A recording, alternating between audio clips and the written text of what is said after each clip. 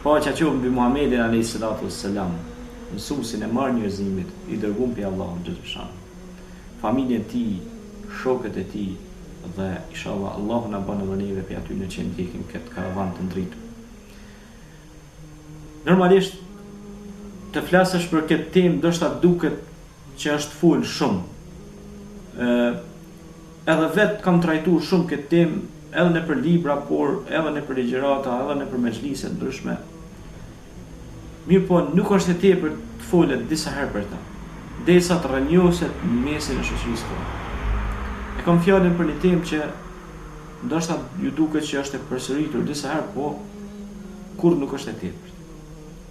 Kam fjalën për temën rëndësia e diturisë. Normalisht që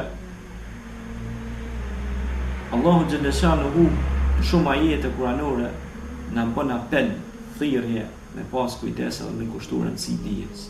Dijes shkruar, dijes folur, dijes punuar.